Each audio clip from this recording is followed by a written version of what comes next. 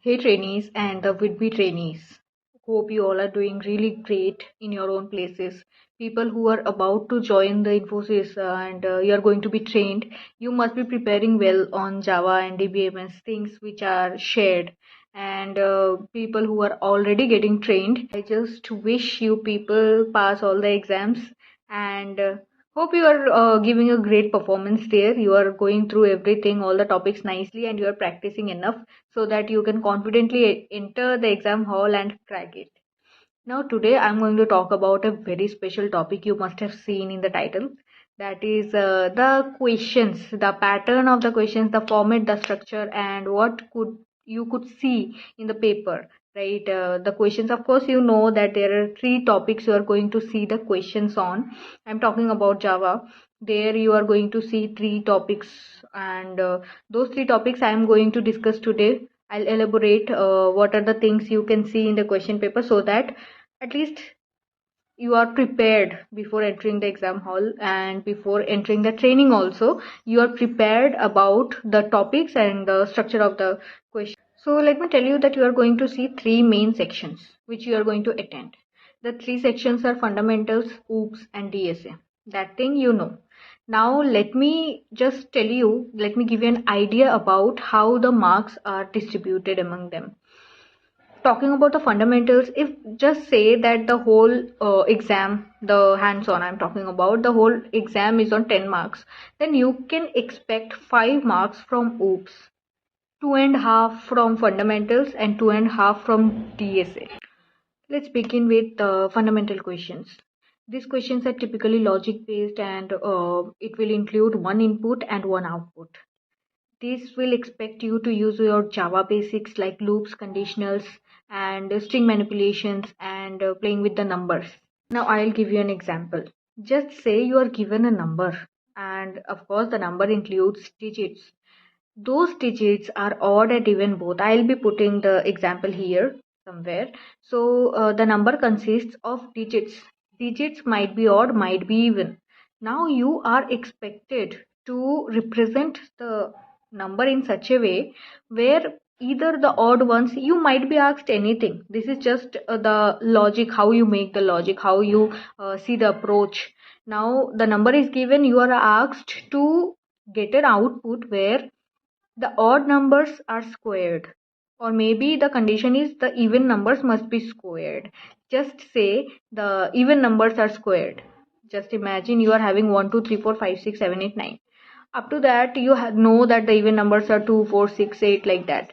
So the key point is you are just processing the digits. You are not changing or modifying any of the position or orders, right? The input and output should be the same, just the digits you are asked should be double or squared, whatever the condition is. Maybe they can ask you to make it three times, like multiples of 3 you have to put, like that. Any condition you could be given and you have to just make a proper approach. And then now, talking about another example, you could be asked like reverse only the even digits of a number given to you and leave the odd ones in its place.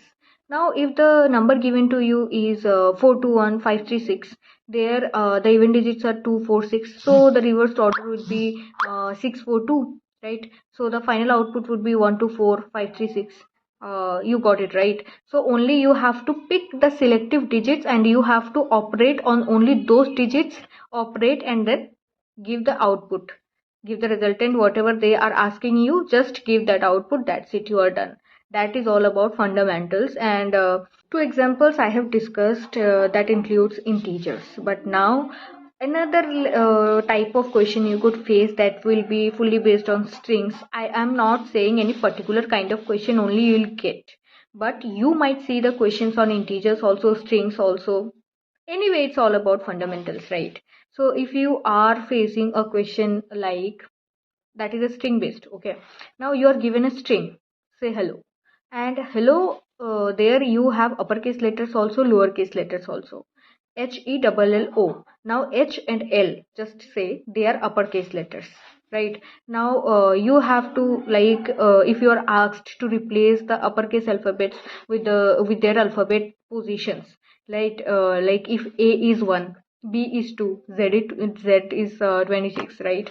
So, but you have to like leave the lowercase and symbols to be unchanged. Now the tip here is this kind of questions are to test your logic, not to see the ability of yours to memorize the syntax. Okay, stay calm, observe the input output transformations, and this thing only, and you are all done with the fundamentals, right?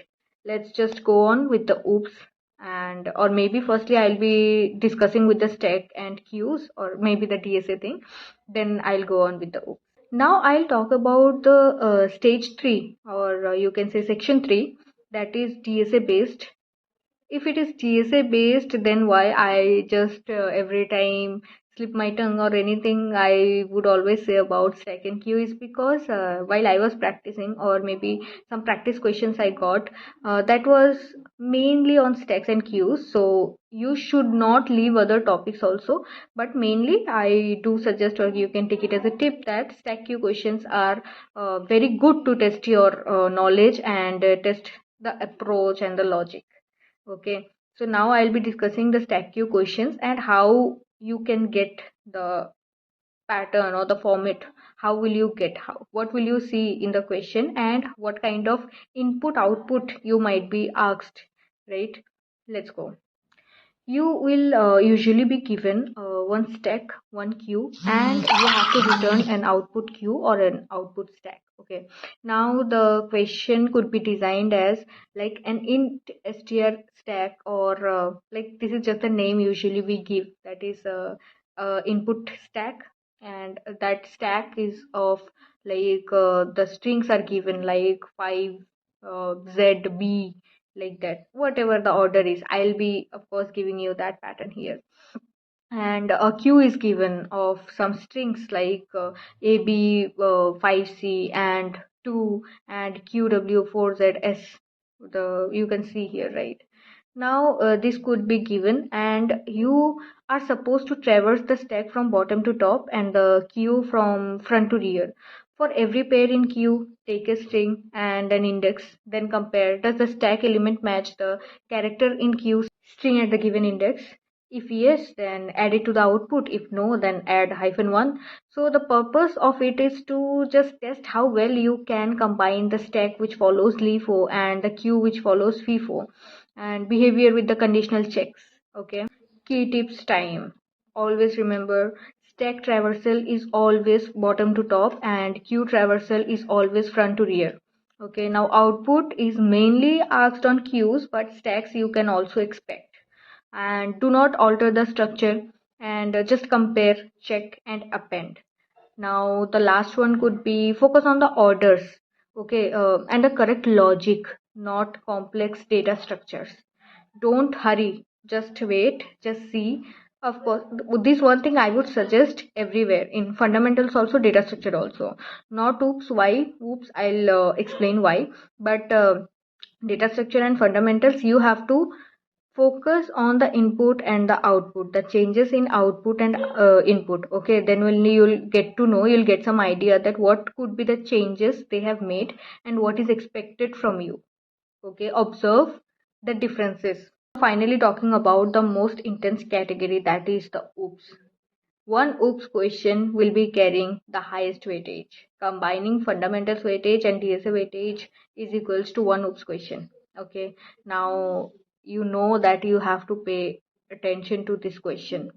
This question will be given a class diagram and different classes and attributes and relationships and even method flows. So you have to like implement what exactly is given. You are given the whole structure of the code. Okay, you know that you just have to write the logic. You no need to prepare everything by yourselves, methods, classes, nothing you have to write by yourselves. Everything will be written, you just have to put the logics. The logics will be written in the questions itself. You have most of the times have heard, right, while solving the questions, that read the questions carefully. Here just watch. If this is that the question could be written as, if this happens, then the if thing will be in a point, and the subpoint of it could be the condition you know here that when if this word if you have seen, that time only you should know that I have to implement if, the if condition here. Okay, when you get a subpoint, the subpoint is that inside if you have to put your logic inside. If only they will also write there what you have to write, because that is a long question. You can't every time, like in this whole question, you can't keep your brain alive. Okay, so the conditions will also be written there. You just have to follow what they are writing, and exactly if you just put small little of your brain, you will be good to go. And these conditions you will be fulfilling. Points will be there, sub points will be there. The sub points are included inside the braces. The same way you are seeing the point if, the same way you will be seeing the point else also. This if else, I am suggesting you that you should focus on the if else things, and you just match it. You just take it as a pseudo code. Okay, if this happens, then you have to do this. If else, do this. So you know it very well. Then in that in this condition, you have to put if and else, right? No confusion here you should make. And like this only, you just read the lines properly, observe, analyze. You just read the lines properly, and you will know what exactly you have to do. Only concentration and the whole weightage is yours. The whole marks are yours. Oops are done.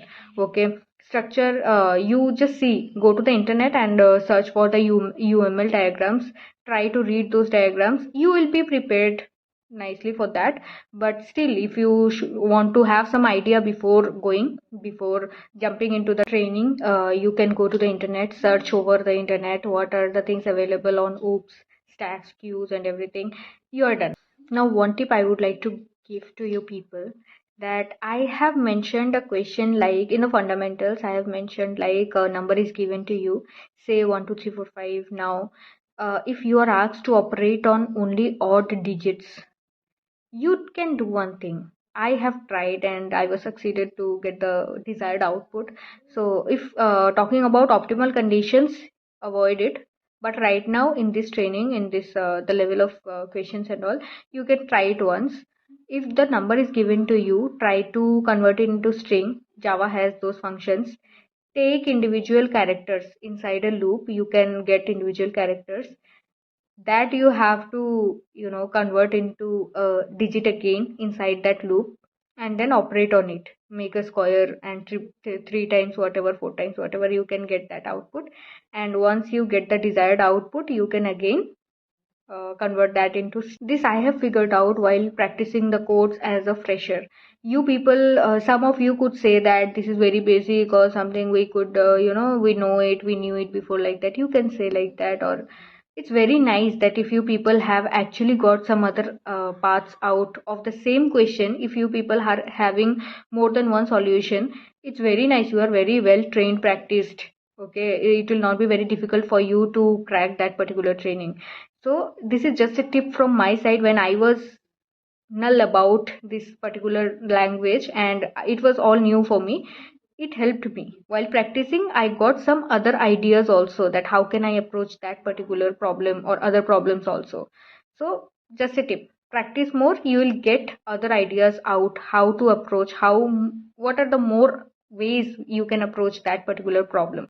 The final tip from my side here, practice a lot, practice fully, however you can, how much you can, you practice before entering the exam hall. After entering the exam hall, don't panic. Read the question carefully. You know the answer, you can do it. Try everything, try whatever you feel like, yeah, this logic I can put here. Even in the exam hall also you can discover new logics, right? Focus on that, don't panic, stay calm, you will be able to crack it.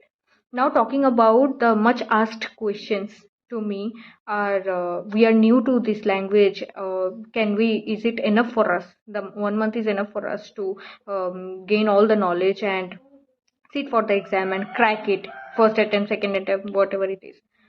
I was also new to it. This is my answer. I was also new to it. I was also new to this language. I was well trained. The educators are very well talented. They are going to prepare you so well that you will feel very confident before sitting for the exam. Now you also ask me that can I give you some of the channels, YouTube channels, or any website or something where they can prepare from. What is my approach to prepare any new skill is, I would first go to YouTube channels and I'll search for, like, if I need Java, I would like write Java tutorials, and I'll be watching everyone, all the first videos of every educators. I'll be like the teachers who are teaching in the YouTube. I'll be watching all the channels, first videos of all the channels. Whatever I feel like is understandable to me, very easy for me to grab, I will be following that particular channel.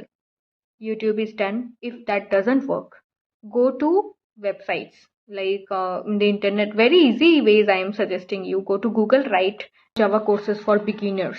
In that, you will get immense number of websites who are, very nicely, they have in a structured manner, in a proper format, they are having their contents of that particular skill. So you can visit that website, you can revise if you know already, and if you don't know, you can go through the concepts. For beginners, you can write for beginners. If you are just starting, you can write Java tutorial for beginners, like that. So go through the websites, all the contents. That also doesn't work, the best idea, our campuses, Infosys has libraries in all the campuses. Until I know, my campus has one, and Mysore campus also has a library, great library. Please visit there, and the books are amazing.